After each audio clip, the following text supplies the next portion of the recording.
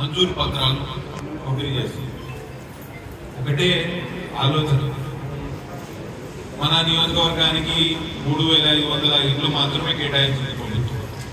నేను ముఖ్యమంత్రి గారి దగ్గర పోయి, రెవెన్యూ మినిస్టరు పొంగులేటి శ్రీనివాస్ రెడ్డి గారి దగ్గర పోయి, మన ఇన్ఛార్జ్ మినిస్టర్ గారిని ఒప్పించి అదనంగా ఇంకొక 1000 ఇళ్ళు మంజూరు చేయించడం జరిగింది. ఆ 1000 ఇళ్లలో భాగంగానే ఇవాళ కౌటాల మండలంలో 68 ఇళ్ళు పంపిణీ చేస్తారు.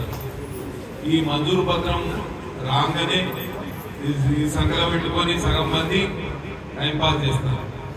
ఇల్లు అలకగానే పండగ కాదు. ఇల్లు కట్టాలంటే శ్రమతో కూడుకున్న వ్యవహారం, ఖర్చుతో కూడుకున్న వ్యవహారం.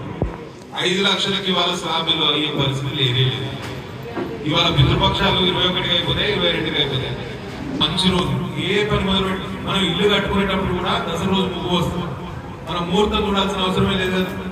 దసరా మంచిది అని చెప్పి, విజయదశమి అని చెప్పి విజయం కలుగుతుందని దసరా రోజు నేను నా ఇంటి కాకినాడలో కూడా దసరా రోజే ముగ్గు వస్తుంది. బేస్మెంట్ వేసినప్పుడు, స్లాబ్ వేసినప్పుడు, తర్వాత గోడలు కట్టినప్పుడు, కంప్లీట్ చేసినప్పుడు.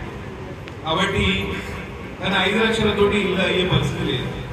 మీరు కష్టపడేదానే తత్వం ఉంటే, మీ ఇంట్లో 4 మనుషులు ఉంటే, మీరు చేదోడు వాదోడై మీరు కొంత రెక్కల కష్టం చేసుకుంటే రూపాయలతోటి ఎక్కడ అవినీతికి ఆస్కారం లేకుండా ₹1 మీరు ఎవరికి ఇవ్వాల్సిన అవసరం లేదు. కాబట్టి మీరు ఈ సెలక్షన్ కూడా 68 ఇళ్ల సెలక్షన్ కూడా ఎవరికి ₹1 ఇవ్వకుండా పారదర్శకంగా జరిగింది. అంటే కష్టపడాలి, కొన్ని పైసలు జమ చేసుకోవాలి. ఎందుకంటే మీ పిల్లలకు నీడ కల్పించిన వాళ్ళు ఇద్దరు, మీ అత్తమామలు కానీ తల్లిదండ్రులు కానీ వాళ్ళకి నీడ కల్పించిన వాళ్ళు ఇద్దరు. కాబట్టి మంచి ఆలోచనతోటి ఈ దసరా రోజు మేము ఇచ్చే పత్రాలు ఇప్పుడు ఈ 4-5 రోజులలో ఏఈ గారు వస్తారు, మీకు మార్కింగ్ ఇస్తారు. దసరా రోజు మీరు అందరూ ముగ్గు పోసే కార్యక్రమం చేయండి. 2వ తారీఖు అంటే ఇంకో 15 రోజులు ఉన్నది దసరా. కాబట్టి ఈ 2వ తారీఖు మీరు ముగ్గు పోసి కానీ కొంత ఏంటంటే మీరు కూడా వాళ్ళకు సహకరించాలి. ఫస్ట్ ఫోటో క్యాప్చర్ చేయాల్సి ఉంటుంది. ఆ ఫోటో క్యాప్చరింగ్ అంటే అక్కడ భూమి చదువు చేసి ఉంచాలి. తర్వాత వాళ్ళు ముగ్గు పోస్తారు. ముగ్గు పోసినప్పుడు మళ్ళీ ఫోటో తీసుకుంటారు. బేస్మెంట్ అయినప్పుడు మళ్ళీ ఫోటో తీసుకుంటారు. స్లాబ్ వేసినప్పుడు మళ్ళీ ఫోటో తీసుకుంటారు. గోడలు కట్టినప్పుడు మళ్ళీ ఫోటో తీసుకుంటారు.